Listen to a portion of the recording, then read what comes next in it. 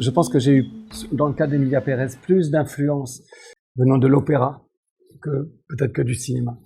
Je pourrais dire sur le cinéma que peut-être des films comme Golden 90s de Chantal Akerman ont été marquants pour moi, ou alors que pour par exemple la modernité de la photo, Uncut Gem des frères Safdie.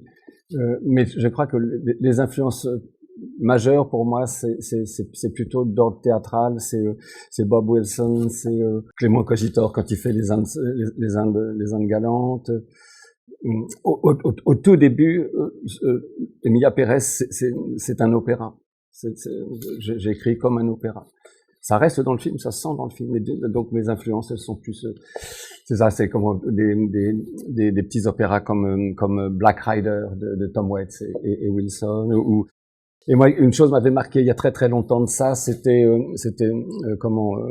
Nixon in China, des choses comme ça de John Adams. Et puis je crois une chose aussi, c'est que quand on a été cinéphile, jeune parisien, entre 1968 et 1980, je crois qu'on a vu tellement de films que il y a cette espèce de masse d'images qui m'accompagne tout le temps. Ça s'est fait de manière très pragmatique et petit à petit. Voilà, et pas forcément dans l'ordre.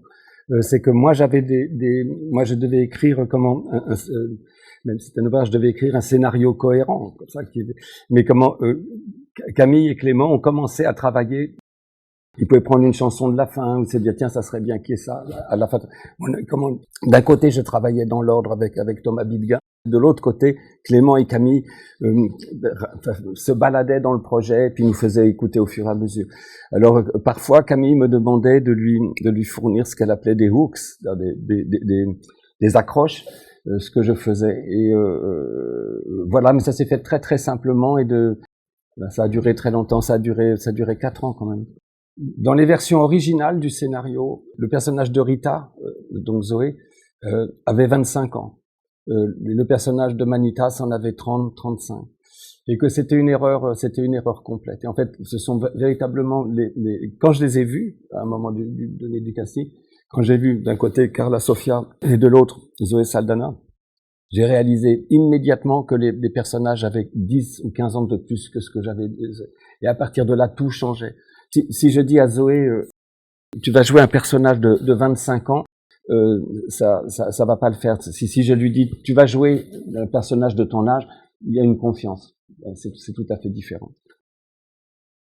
D'une part, avec Paul, il y a eu quelque chose qui était dans un premier temps, c'est quelle serait la lumière générale, puisqu'on a tout fait en studio, donc il fallait tout créer. Et c'est vrai que parmi les références qu'on avait, je vous l'ai cité tout à l'heure, Uncut Gem des frères Safdie, pour moi c'était vraiment une référence de lumière moderne, vraiment contemporaine.